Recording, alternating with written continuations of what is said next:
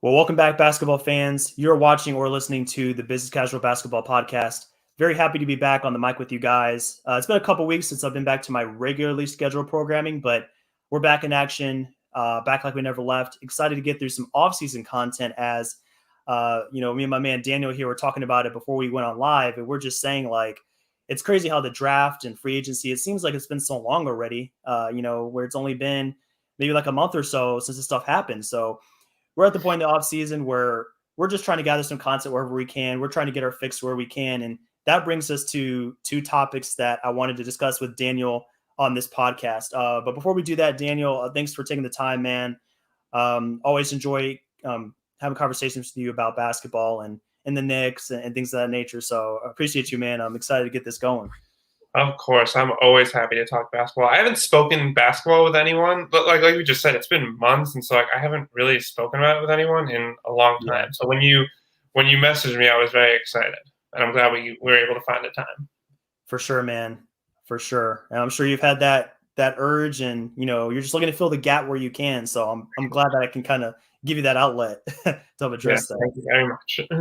Yes, sir. So Daniel, guys, he has some words going up on the Celtics blog right now, and then he also put some words on Medium.com. So really good articles, pretty much anything you can think of. If it's Marvel related, he's definitely into that content. A lot of shows out there that he's really diving in on Medium. So I'll let you kind of plug that a little bit more at the end of our podcast, man, because I'm sure you want to let the listeners know about that.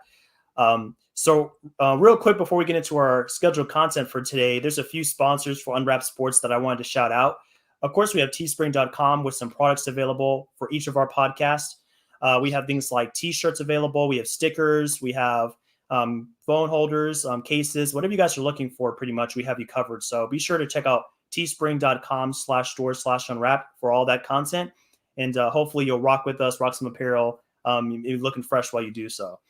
We also have a VIP program available at patreon.com/unwrapped sports. So if you guys want to dive in over there with our 3 VIP tiers, that allows you to kind of get more access with us and some special content, some special prizes. If you guys are interested in that, it's another way to support us. We really appreciate you guys if you jump on board with us as we attempt to bring you the best sports content on the internet right now. MyBookie.ag is another sponsor of ours. They have a code USN100 they let us use for a 100% sign-up bonus. So if you guys are looking to get into the betting game, if you want to bet on UFC fights, you want to bet on NFL, when the NBA comes back, if you want to get into that, they have you covered over there. So check out mybookie.ag if you guys are interested in betting and you want to get a head start if it's your first time participating. And then lastly, we have rxhemp.com. So they have a code rxhemp-USN that gives you 10% off your entire order. So if you guys are looking to get some recovery products, recovery cream, you're coming off an injury, something like that, they got you covered over there. So be sure to check out their products if you're looking to get back in the rhythm of athletic activities, if you're trying to stay active, whatever the case may be, they're going to take care of you over there on their website. So Daniel, let's do it, man. Let's look at, first of all, some breakout candidates for 21-22.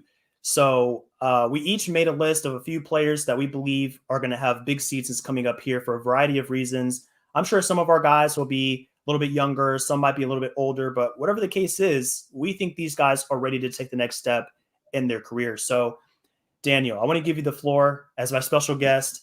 What's the first thing that came to mind for you when you're thinking of players that could really take a step forward as a result of maybe the role is changing or just their skill set is expanding?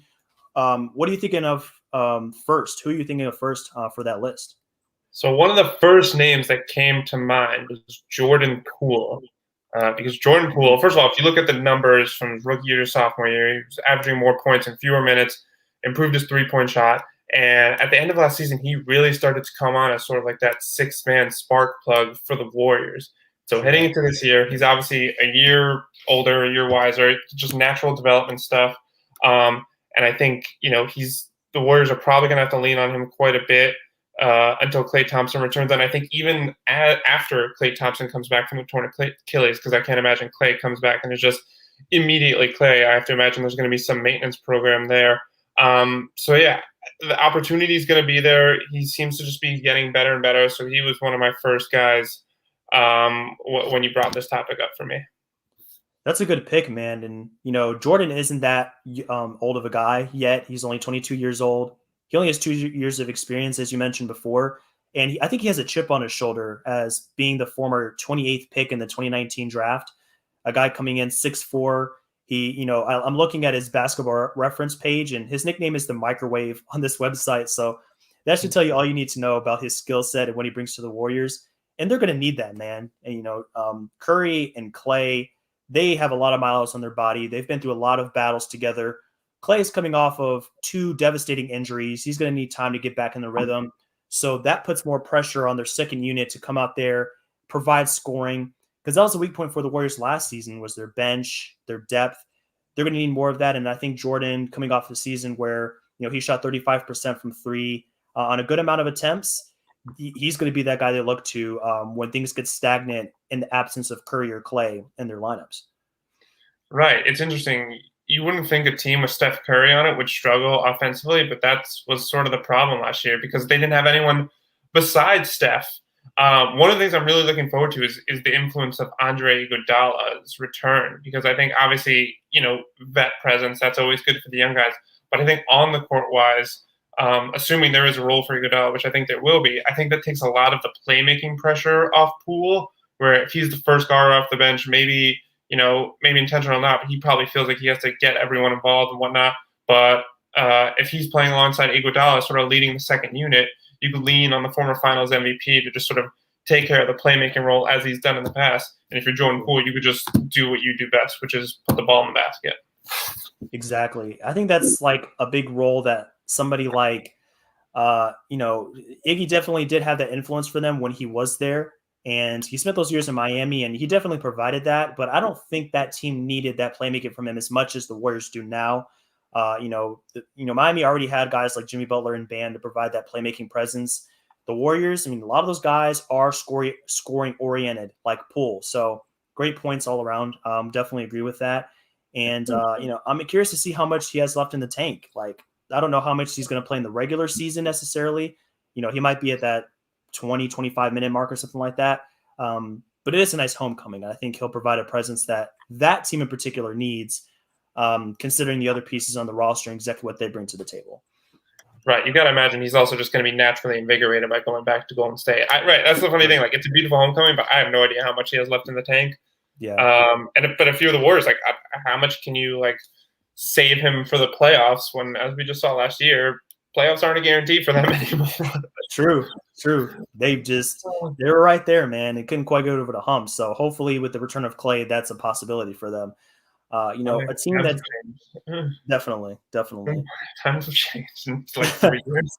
This is not the Warriors of old where they can just kind of waltz into the finals. Definitely not. But if we're looking at teams that are really trying to make a push for the playoffs, I think there's a lot of pressure on New Orleans, and they made some tweaks in their lineup to their roster this past offseason in an effort to do so. And it really made me think of a guy that made some strides last season that could be in line for a leap. For me, Nickeil Alexander-Walker is one player I'm thinking that could take a jump.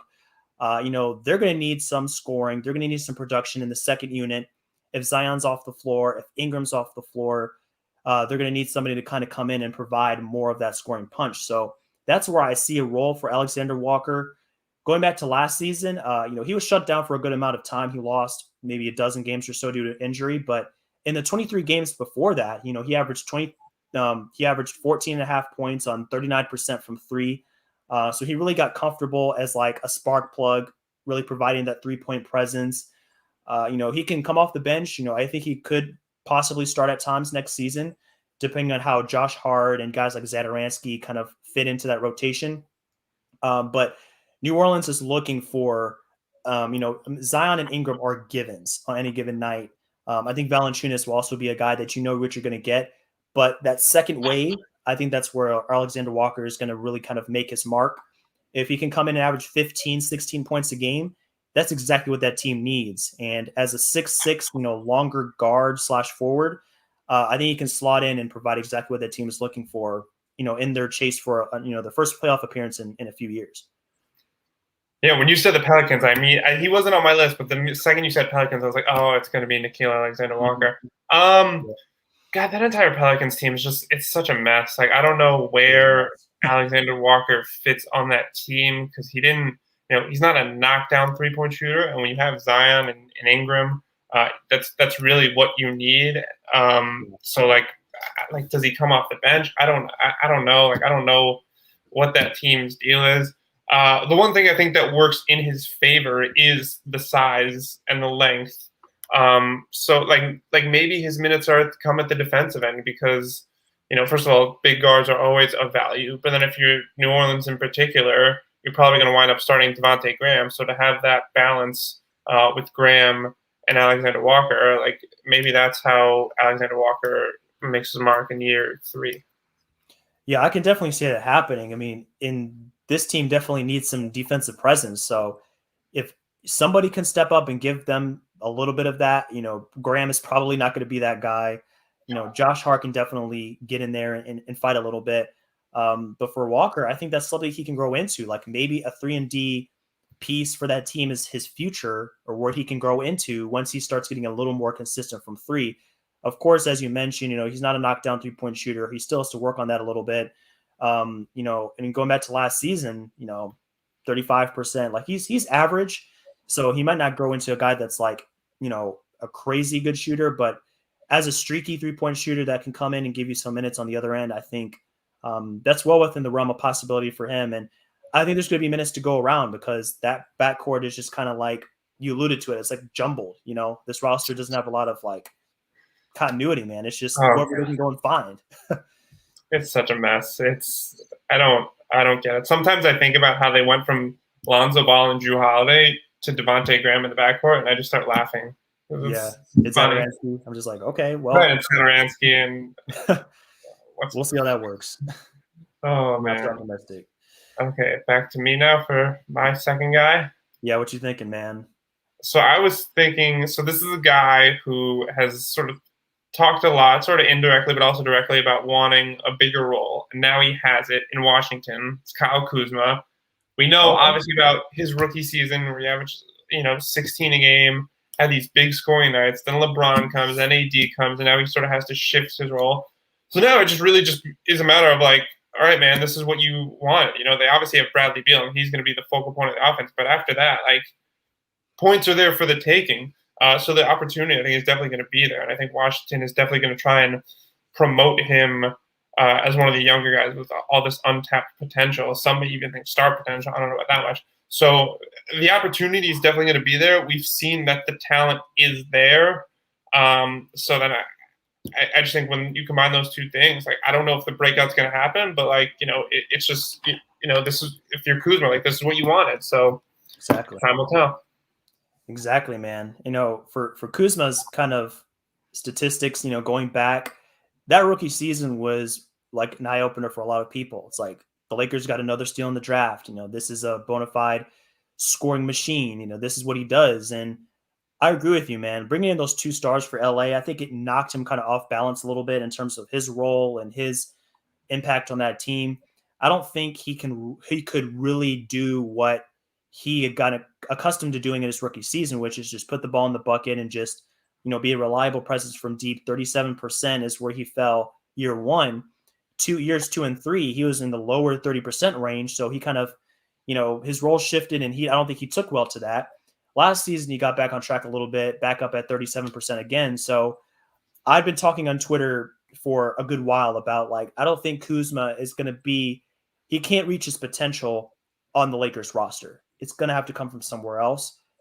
This is it, man. So, Kuzma had a rough playoff series, and, in his mind, he's probably like, man, like, I just need more of a role or whatever. It's like, here you go, man. Just do something with it. Prove us wrong. Prove to us you're still the player that we thought you were in year 1, where he was being compared to like Jason Tatum. He's like, oh, who's better? Like, I'm sure you remember that one. It seems like forever ago, and it's still preposterous to me. I do. Yeah, I mean, he averaged almost 19 a game in his second season. The 3-point shot sort of tailed off, but shot pretty well on 2s.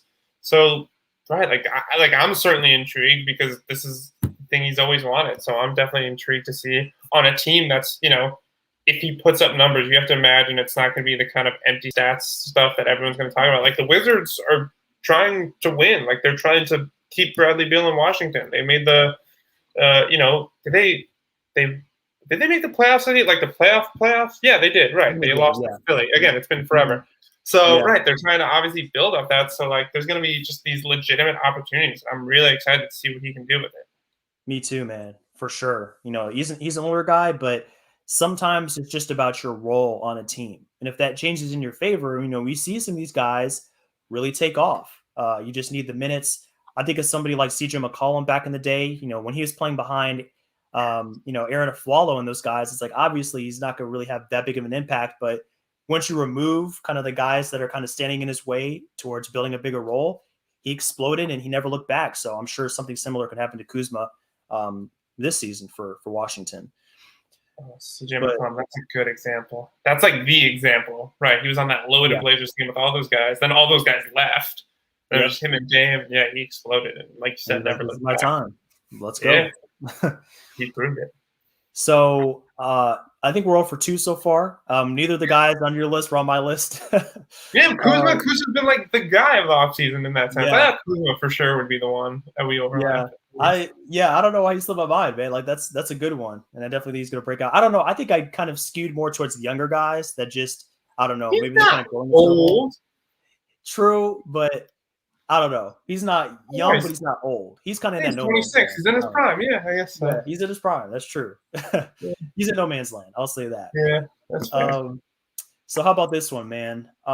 This is a player that I'm stuck between 2 guys. So you gave a forward. I'll give a forward. So this maybe I'm just too optimistic. Maybe it really is. His time has come and gone. But I can't help but feel like Marvin Bagley is going to have. He's gonna take another step, man. Like, I really just feel like if he can just get that health part down, because I feel like at times last season when he was healthy, like you saw the flashes of like this can be somebody like a real impact player. And I'm not going to sit here and say he's going to be a star or anything, but I think he could be like a really good, like legitimate starting forward in this league. So I went back to last season. I looked, he climbed to almost average from 3 last season on limited volume, 35%. He hasn't eclipsed 62 games played in a season yet. He hasn't eclipsed 25, 26 minutes in a game yet, or per game. And then there's opportunities for him in the front court. Harrison Barnes is there. Rashad Holmes is there. I think after that, it's like, hey, Bagley, that come in and do your thing, man. So I think if he can get to play 70-plus games, the opportunity is there for him to really assert himself and I think the 4 is going to be his position, like long-term position. But for some guys, I think it just comes down to being healthy. And maybe I'm completely wrong on this. Maybe he gets hurt again and, oh well. But I don't know. I'm just I'm really hopeful for his career for some reason. But it just came to mind for me, man. You started talking about forwards. I thought you were going to go the Andrew Wiggins route. And I was like, not again. Please, no. He was on people's list for like 5 years, man. I think his time is come and gone. Exactly. I don't know with Bagley. Like, you're right. Like, you want to give him some benefit of doubt because he's never been healthy. So, like, let's assume he's healthy, even though that's not a guarantee. But I don't know. I've never been the biggest Bagley fan. I just don't really know where he fits on a court in the modern NBA. Like, he doesn't shoot threes all that well. He's 34% on over 100 attempts last year, so that's a good, like, step. But, he's going to have to – and so, like – and, so he doesn't really shoot the 3 well. He doesn't really defend all that well in any position, whether in space. He doesn't protect the rim. I just don't – I don't know where it's going to come from. And I think there's going to be minutes for him, but not, as much as maybe he needs. Because, again, you have Harrison Barnes and you have Rashawn Holmes, and those 2 guys seem like the guys in the front court. So it's not like Bagley's going to have, just full reign to, learn from his mistakes, especially in year 4. So I'm a little bit more skeptical. Again, and this is all assuming that he stays healthy, which through 3 years he just hasn't really proven. So I don't want any young player to fail or get out of the league. I've never really understood the appeal. Certainly I never understood why Kings took him over Luka Doncic, but it's just, Oh man, And 3 is it years hard in, way forever? I don't know. No, valid concerns, man. And I know that, I could just be a little over optimistic, but I don't know. I just see tools from him, athletic tools that he think he can leverage into, a solid role. Is a guy that can come in and be like your starting four. And I don't know, maybe he just needs a new team. Like maybe Sacramento is just not the place where he's going to have the opportunities, or, because Sacramento is not, I would say, it's the best place to develop. But yeah, it's one of those guys that I don't want to give up on yet. Like after this season, that might be where I kind of like let it go, but I'll hold on for one more year. I'm feeling I'm feeling confident for him. I'm hopeful, but we'll see. We'll see. I think it might be where the Kings let it go also after the season if he doesn't do it. True. Like this is this his fourth season, or is this is fourth season? This is coming up in his fourth season. Yeah. So yeah, this is like when he obviously didn't sign any extension this offseason. I can't imagine he does between now and the start of the season. Nope. And so then you talk about hitting restricted free agency next year, and I have no doubt that a team's going to take a flyer on the number 2 overall pick. It's just that, like, if you're Sacramento, right, like you said, like it might just come down to like kind of like with Larry Markkinen, where like you see the talent and injuries have played a part, but like he just needs a fresh start somewhere. For sure. Yeah. All right, let's try again, man. Give me a third player, and let's see if we can get get a match here on this one. Okay, third player I have is someone who was on a lot of breakout lists last year. It's OG Anunoby. Was he on your list? Not on my list. I think I probably had him like last year. Yeah, everyone had him last year. But I am a huge OG fan, so yeah, I'm in his fan club. I registered his rookie year, so I've been here for a while. Yeah, I mean his numbers, increased scoring wise. 3-point shot was there. You could sort of see like he was getting more comfortable handling the ball. Part of the problem was that he didn't, like many of the players on the Raptors last year, he just didn't play in a lot of games. Only 43 out of the 72. So that was definitely a part of it. But the numbers still look good, and you just have to imagine like he's just gotten better every single year. And like that's just part of like the Raptors development culture. And you look at the Raptors where they lose Kyle Lowry, so there's going to be more ball handling opportunities available. And with Pascal Siakam, sort of like I don't know where he's at right now. Like his just whole confidence, whole thing is up in the air. I don't know. He was one of the brightest stars league. Now, not so much. I don't know. There's going to be opportunity for Anunoby, and he's shown a lot with the touches he's been given. So I have no doubt that he's going to be breakout on offensive end while continuing to be an elite defender. Absolutely, man. And I've read a couple of pieces on OG this offseason, and you're not the only person that's bullish on his future. Looking at already what he brings to the table as a versatile defender, somebody that's really good as just when he gets downhill, like it's hard to like get this man off course. Like he puts his shoulder into people, and it's a game over a lot of times. The 3-point shot has come around. It's a huge asset. But the main part of his game that needs to be refined is like the ball handling, of course. If he can create his own shot a little bit more and not rely so much on other people, that's going to help a ton, because Lowry is out of there. Like Siakam, like you said, we don't know what his long-term future is going to be with this team. So they're going to rely on OG. He's going to get a lot of touches, a lot of opportunities. And if he can harness all his tools into, something a little bit more potent as far as like self-creation, like, man, the sky's the limit for him. So I think a piece that I read kind of gave like a variety of outcomes for him. So it's like they said like, oh, if he if he doesn't get any better from this point on, he's already a very valuable 3-and-D kind of like wing that can play the 3 or the 4. But if those other aspects kind of fall in line and he gets better as like a creator, a passer, somebody like that, you're talking about maybe like a borderline all-star, for a team that could really use a guy like that. So I'm totally in agreement. Like, he has another level to reach, I think. And I just love watching him play, man, because he's just one of those kind of like glue guys, somebody like Mikal Bridges that every team needs. You can never have too many guys like OG Anunoby. That is true. Look, the Raptors have had a lot of guys break out with them. Siakam, Van Vliet. Who's to say Anunoby's not next? I think he is. True. The Raptors development team, like they work wonders, man. So I would not be surprised at all if he's on that list. So I have a guy that his semi breakout came in the playoffs last year. He had a game that really kind of put his name on the map. This is Terrence Mann for the Los Angeles Clippers. Once you said the breakout game, I was like, oh, he's going to say Terrence Mann. Yep. He was the man last season for the Clippers, pun intended. He got legitimate minutes, exploded for 39 points in that Game 6 against Utah, put his name on the map.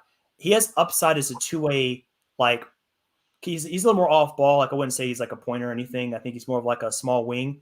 But as a guy that you can bring in and not have a lapse in defense, that can get his own shot, as he displayed in the playoffs, like if you can have a performance like that against the Utah Jazz in a closeout game, I think he proved to people that like you're a good source of offense. I don't think that's a fluke. Like, I'm not going to sit here and say he's going to average 30 points a game, but they need somebody like that because Kawhi Leonard is going to miss, if not the whole season, he's going to miss a large chunk of it. So after Paul George, after Marcus Morris, it's like, who's going to come in and provide that spark plug for us? They have Bledsoe. That's good.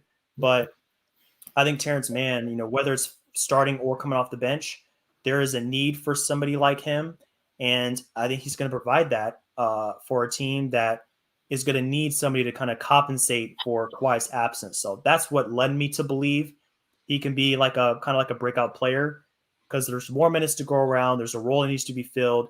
And I think his confidence is on 99 after his performance in the playoffs. Across all the rounds that they played in the playoffs, I think he really had his coming out party in certain times. So that's the limited man. I'm really excited about what he's going to bring to the table for the Clippers in another season where they really need his production. That Game 6 is still one of just the most remarkable, unbelievable things I've ever seen. Like this sort of semi-nobody player comes in, scores 39, takes the Clippers to their first conference finals ever. Him and Bruce Brown are like, I sort of compare the two because they're both these undersized guys who will literally just do they're just like everywhere. They just are everywhere. Like they hustle, they set screens, they roll to the basket, they get offensive rebounds, they shoot threes. They're just like sort of these, good at everything, not great at anything type of players. And like you said, right, like there's obviously going to be minutes and touches without Kawhi Leonard. I don't think Kawhi Leonard's going to play this season. I just don't think a guy who's, that, what's the word I'm looking for? Sort of conscious about his body. And like, I think we can sort of admit that he always likes to play on the safer side with his body. I can't imagine that this dude like comes back in April and it's like, yeah, let's go win a championship. I just don't see it. So I think there's definitely going to be opportunities for him. And the thing I really like is that he plays for a coach that, everything I just said, like Tyronn Lue's all about that. Tyronn Lue's all about getting weird and just like breaking out all these bunch of different lineups. Like that's what playing with LeBron taught him, just like, not really sticking to any principle, just sort of like playing it as it goes. So I agree with you on that. Like there's definitely, and again, with the opportunity, I think Mann is going to be a good year for Terrence Mann. Absolutely. And I'm just looking at his percentages. Like I didn't realize that he was this efficient. I mean, I'm looking at his 3-point percentage, 41, almost 42%, 1.4 attempts per game, but still pretty efficient. 54% from 2. So he wasn't just a guy that just stayed on the outside. He actually got in the paint and did some stuff.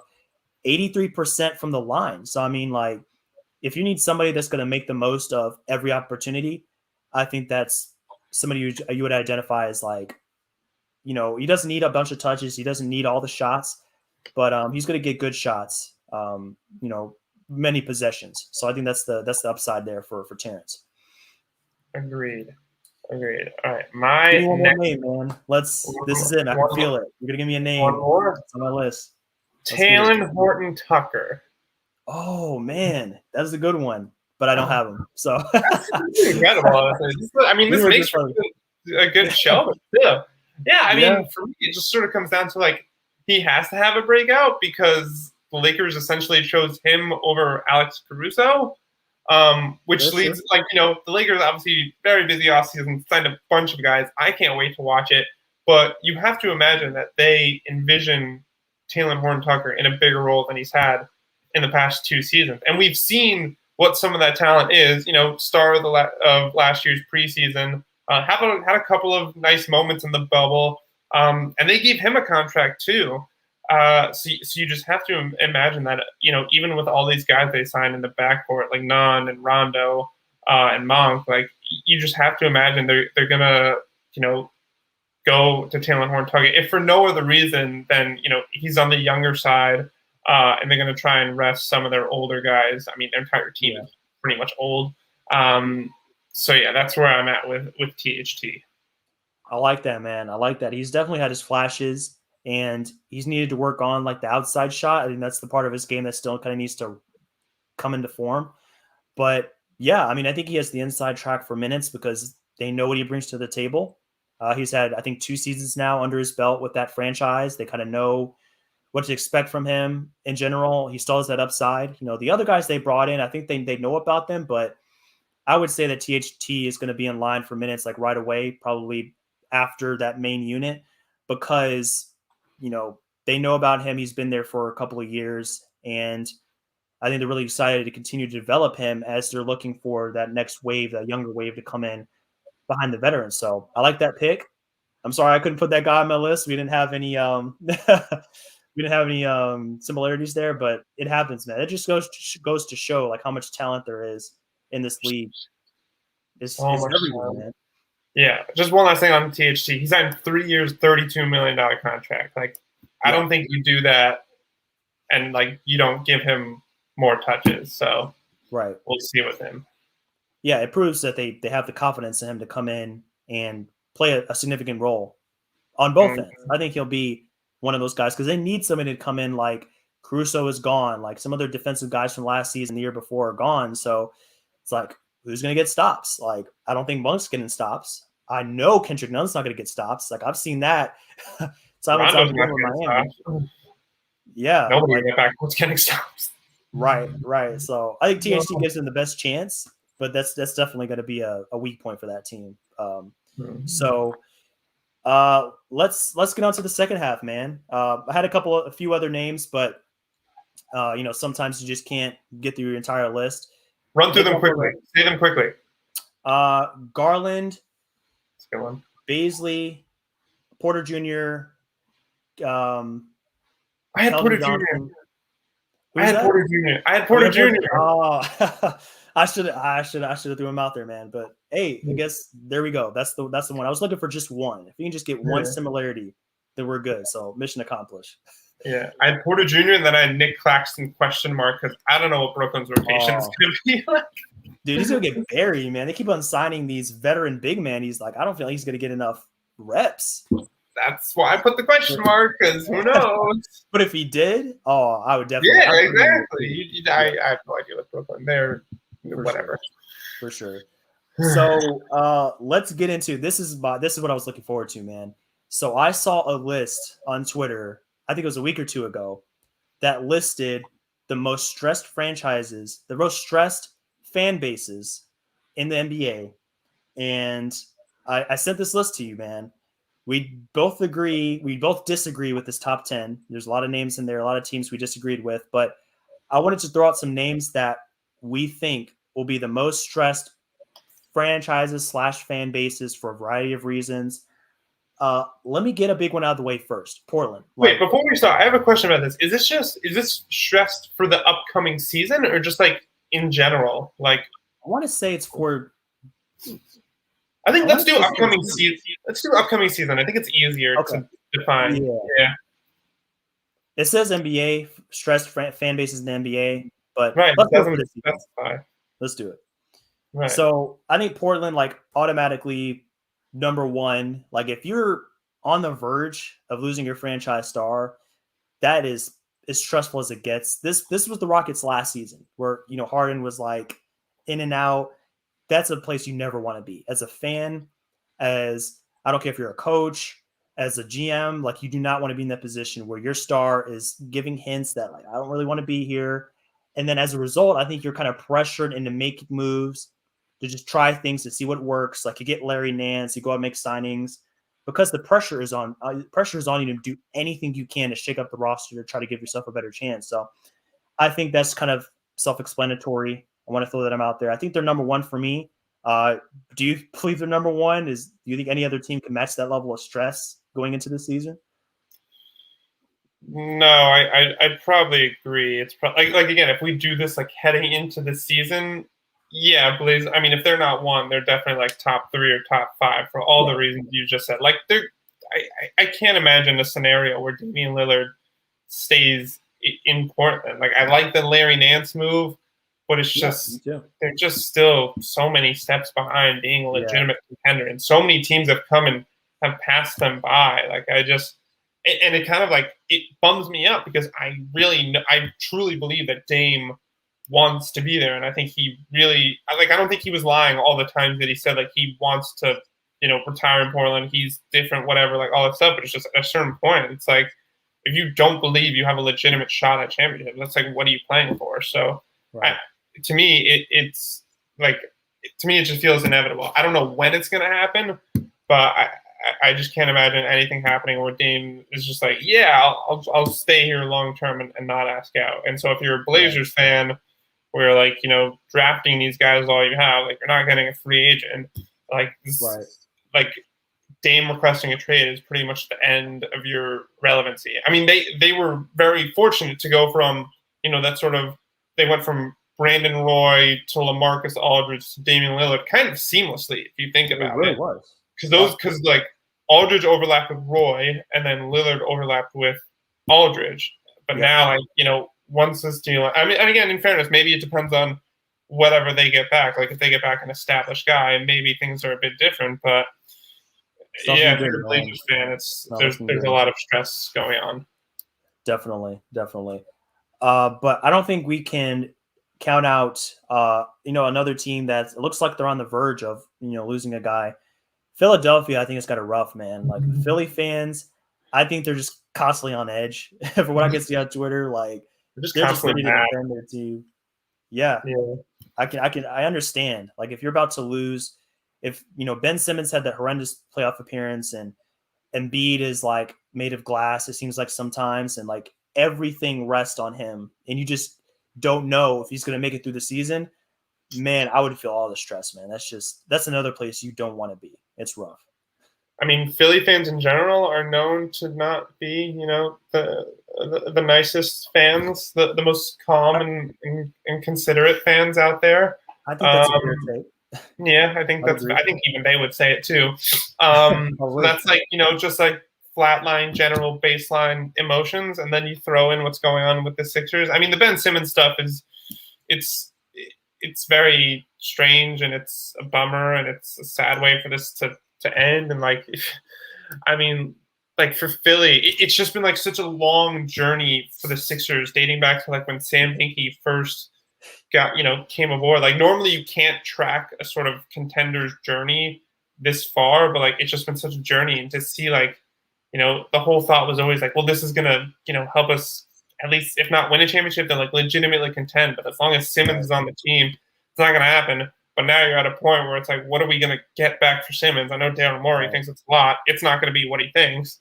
Like they're at this crossroads moment that I can't really see working out for them, barring like Dame asking out or Beal asking out. And even then, like I don't know if either team is gonna want Ben Simmons. Yeah, man. I just keep thinking about possible destinations for him, and it doesn't seem like there's like a team that's like, oh, this is the perfect fit. Like, I want to say the closest. No. Like, especially with a guy with his skill set, like it's hard to make that work. Like, it has to be a very specific type of lineup they can put around him in order to have success.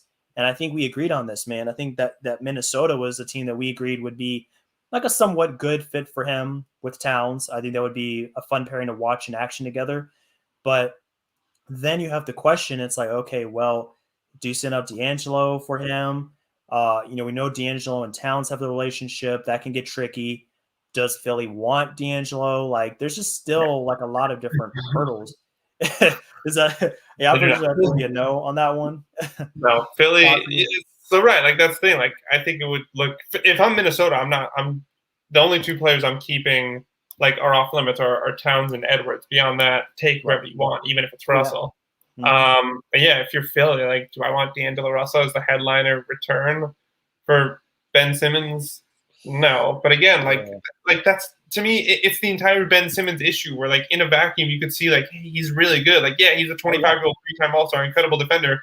But like when you talk about trying to fit him with 4 other players, like there like aren't that many scenarios that work for him. And so like if you're one of the 29 other teams, like I'm not trying to make that work. I don't care how talented he is. Like, talent might be good for the regular season, but especially if you're one of these contenders or playoff contenders trying to take the next step, like you really believe Ben Simmons is the guy to get you over the hump. He might be good for one of those like in Orlando to help them in their continuous pursuit of the 8th seed.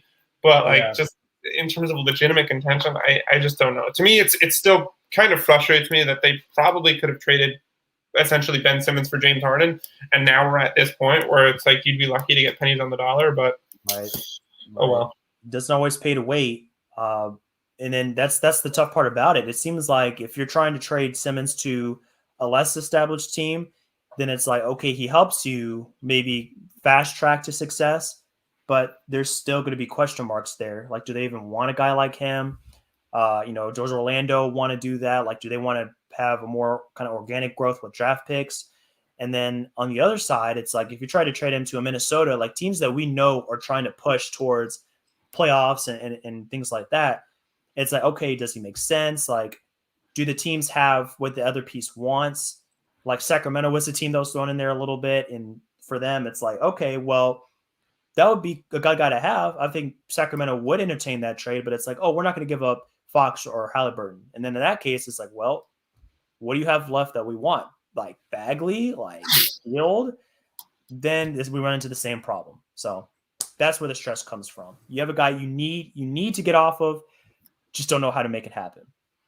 Hate it for him, man. I'm so glad Philly held on to Tyrese Maxey for this. Yeah. Like you could have had James Harden, and it was like, no, Tyrese Maxey and like 2 draft picks. That's where we draw the line. Now look at it. Just like it's James Harden. Stop overthinking it. They did. Now they're here. Sometimes it goes like that, man. Like, hey, if you can get somebody of a certain caliber, it should be a no-brainer. Like, no matter what you have to give up. So get the thing, get the tangible thing. If you're a championship contender with Joel Embiid on your team, get the thing, get the current, NBA caliber player. Yep, absolutely. Sounds like common sense, but apparently not. Apparently not. Like some franchises don't get it. So then that's what brings us to today. But tell me this, man. Do you believe that the Clippers would be a top 5 most stressed fan base, considering Kawhi's injury and the pressure to win a championship? I don't know how they feel coming off this season or coming into this season, just because like Kawhi's not playing, and again, I'm of the belief that I think he's shut down for the entire season. I think so too. Right. It's like, what expectations can you really have? It's a bummer because you're essentially throwing away a year of the franchise of what limited contention years you have. But look, they have the joy of last year's playoff run. I think that'll get them till maybe like January, at which point you hope Paul George is making like a fringe MVP run. I don't know. I can't imagine that expectations are so high for the Clippers this year because obviously their best player isn't playing. And again, maybe there's some people who believe he's going to try and make his way back. I think those people might be a bit more stressed. But if you're like me and you, like who just don't believe Kawhi is going to come back, you just sort of like, okay, this is an unfortunate wasted year for the Clippers.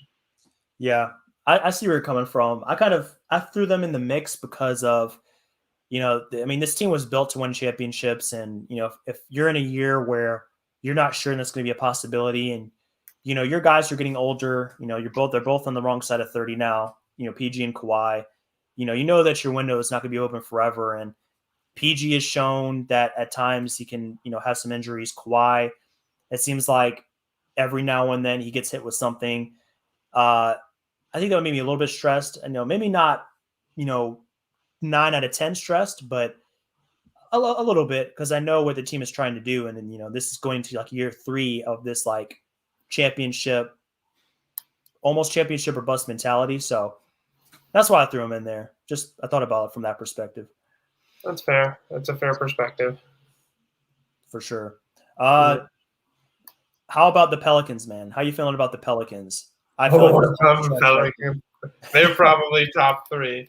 Oh my God, what are they it out for him, man. doing? You get, like I said before, you go from Drew Holiday and Lonzo Ball to Devontae Graham and Thomas Satoransky.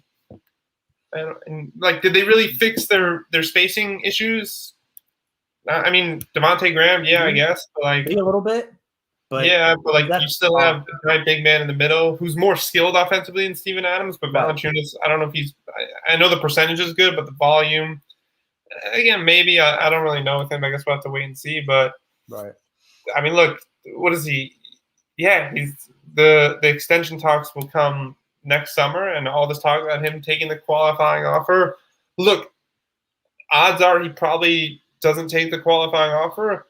But just from my perspective, like, every time we're in sort of an era of the NBA where every time we say like, oh, this would never happen, it winds up happening. Oh, Durant's, first with LeBron going to the Heat. Oh, that would never happen. Then Durant going to the Warriors. Then this Nets team gets like maybe the most talented big three of all time. Like, we just keep seeing these boundaries pushed on what we thought teams and players could do in this era of player empowerment.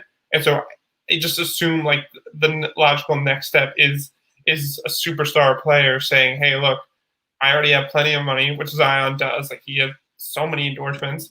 This team, not only is it not good, there's no like future that I can see where we become a contender. New Orleans is not a big market, and it's not even one of the good small markets. It's a football town. That's a fact. Yeah. So like, I'm not going to sit here and say Zion's going to take the qualifying offer because I obviously don't know, but just like, it kind of wouldn't surprise me, honestly, just because of everything I just mentioned. Can you imagine if Zion actually did take the qualifying offer? Knicks. It doesn't matter if it's Pelicans, Twitter, the NBA Twitter, going crazy. Because Zion is like box office. So this is not like, I don't know, some random like draft pick, mid-level pick or whatever saying I want out. It's like, oh, okay, whatever. Like, this is one of the biggest draws in the NBA. Like, he could be in line to be the face of the NBA at some point in his career. That would just shake the core of the NBA if that were to happen. If Zion takes the qualifying offer, so those reports are going to come out whatever day. The next day, the reports are going to come out that Adam Silver has filed the Pelicans to be relocated to Seattle. He's going to be like, oh, no. We can't have this. We're done. We tried it. We gave him Chris Paul. We gave him Anthony Davis. We gave him Zion. It's done. Seattle, you get him. You tried and you failed. Next. Three of this generation's greatest players. And yeah. Like, come on. People are saying the Knicks didn't deserve Zion. Come on. Yeah. Dude, when he was drafted, like, I had expectations for him to be like the next generational player. Like, that's how highly I thought of him. So like, for him to pull a move like that, I mean, that changes everything in the NBA. Like, because 99.9% of the time, like, guys in that position don't do that. So like, if he breaks the mold, that could set a domino effect in motion where guys coming behind him that are similar status, maybe they have the same thought. So it's like, there's even less security now with these franchises keeping their draft picks. So that would cause mayhem, man. Like, I'm here for it because I'm all for change and, player chaos is fun. Chaos is fun, man. For us, maybe not for the teams. Not for the Pelicans. Oh, no. No, not for the Pelicans. But at the same time, if you're the Pelicans, like, you just haven't handled this right. You haven't handled any of it right. Like, literally since Zion got there, like, there's no. Again, it's for me at least. Like, if I were in that position, like, yeah, I would obviously want to be good right away. But again, like, there's just no. Like, I don't even see the future. Like, the future just doesn't look good, especially with the moves they made. Like, there's no, like, well, in 2 or 3 years, like, I don't see that, and I can't imagine Zion does either.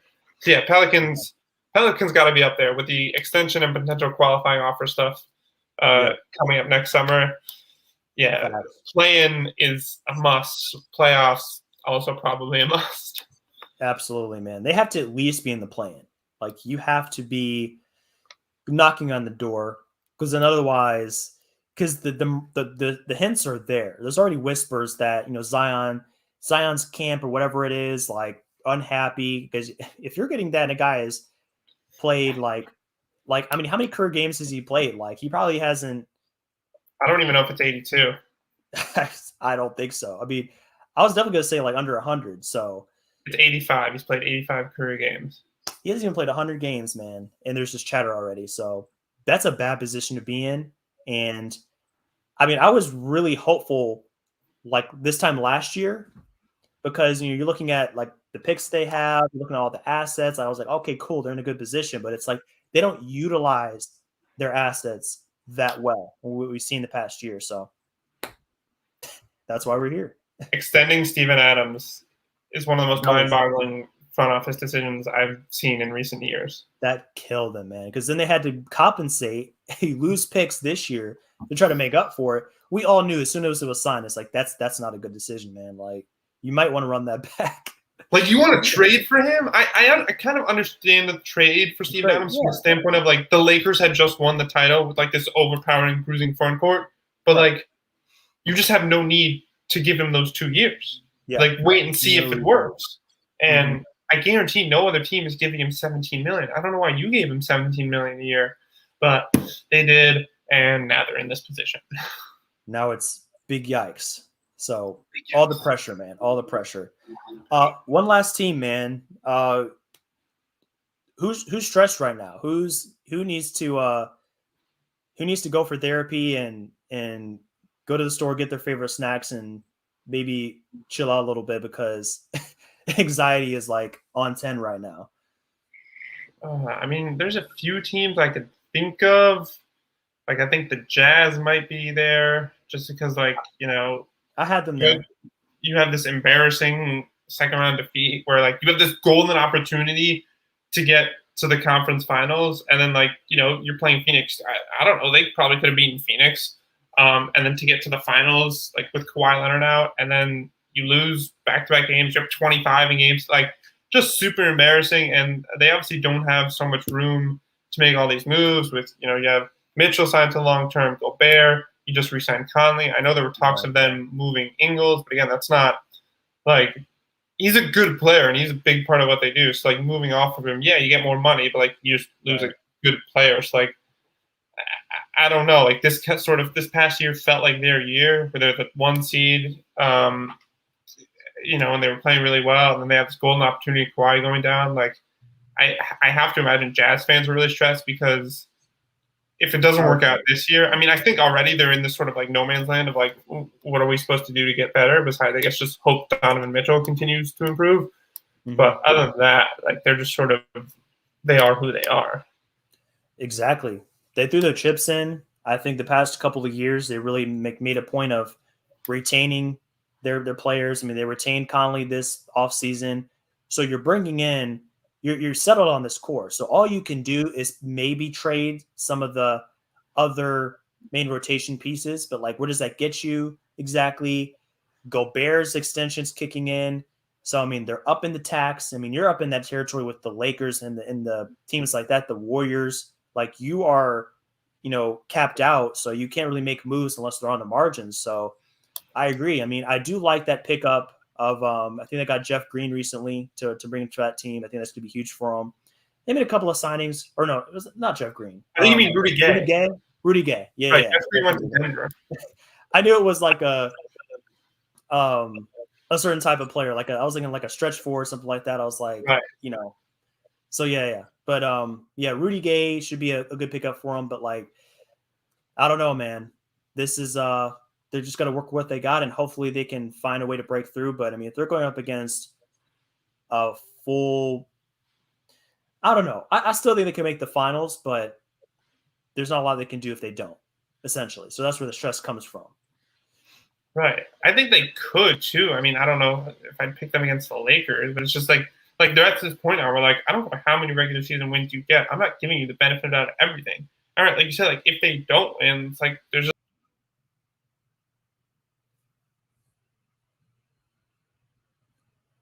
see, lost Daniel real quick. Let me see if I can get him back.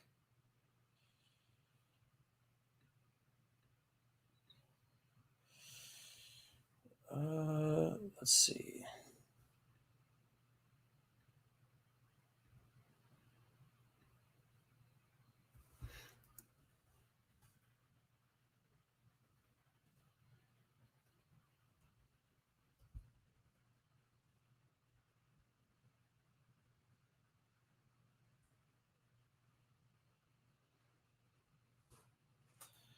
Yeah, let's see if we can get.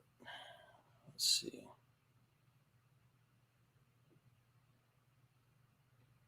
So we can get Daniel back, and then we can close this thing out. But yeah, that's really just. It's really just pretty crazy what the Jazz are going through right now. If there's any Jazz fans watching, I really feel for you guys. There's definitely a lot of pressure on the franchise to try to win this year. There's still potential. There's still potential there. I don't think Mitchell is done kind of growing as a player. Mike Conley's presence has been huge, I think.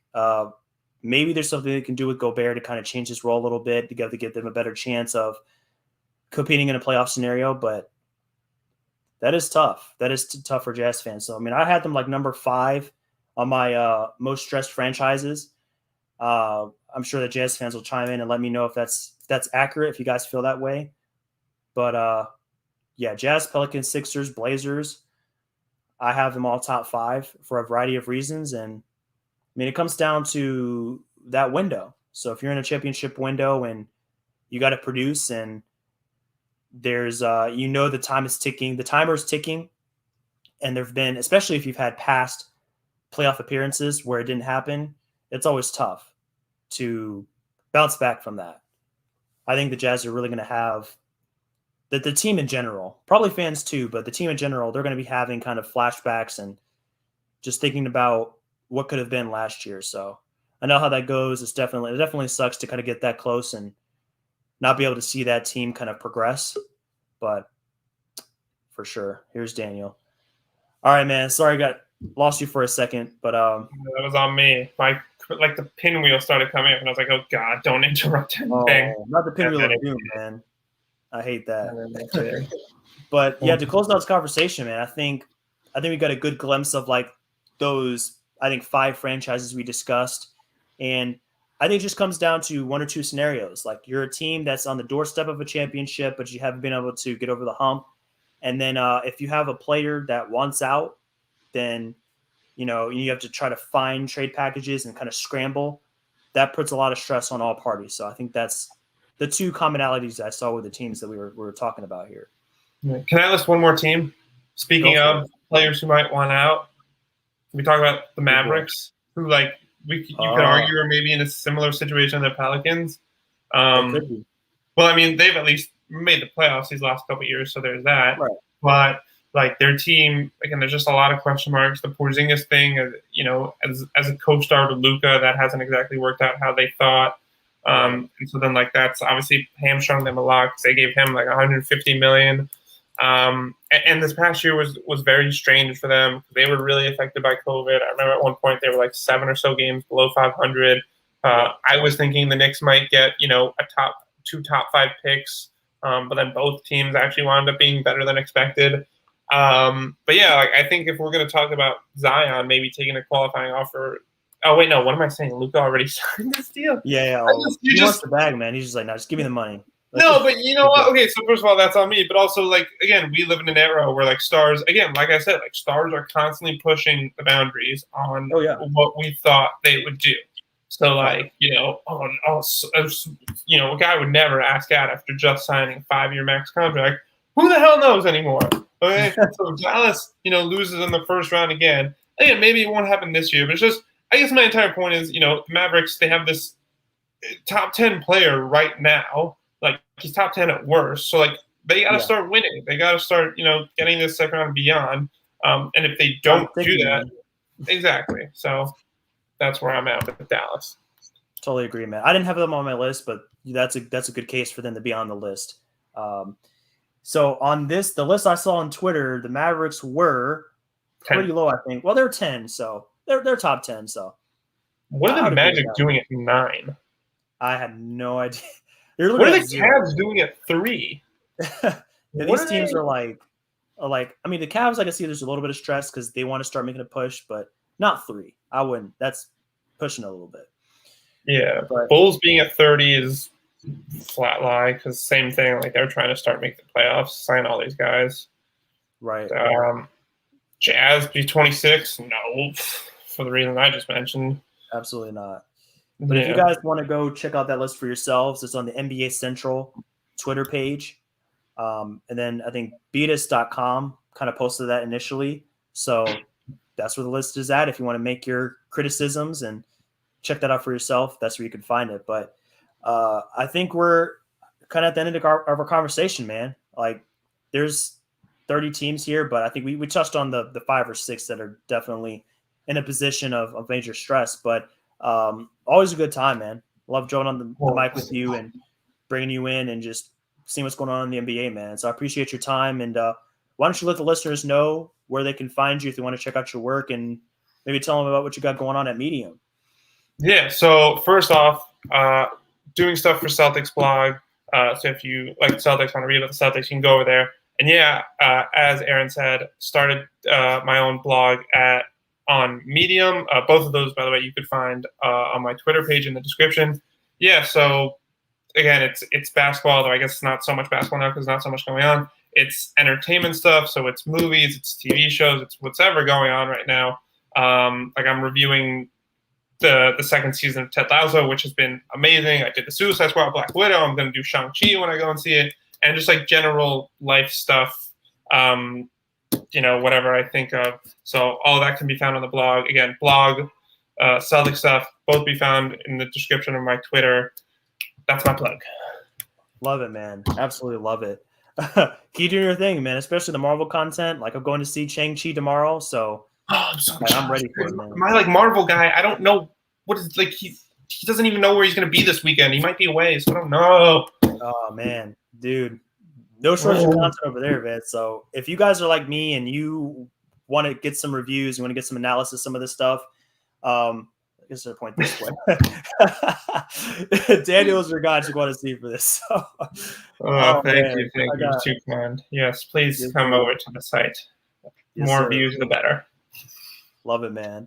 For Business Casual, you can find us at BC Basketball 2 at Twitter and Instagram. And then bcbasketball.info is our website if you want to check out some of our content and resources for you guys to check out. So thanks, everybody, for tuning in for another episode. We're always happy to have you. As always, we'll be back next week with more NBA analysis, more spicy takes, more crazy top 10 lists, and things of that nature. So until next time, guys, enjoy the rest of your day. Enjoy this offseason until we get back to the regular NBA season, and we'll see you soon. Take care. T-minus 2 months.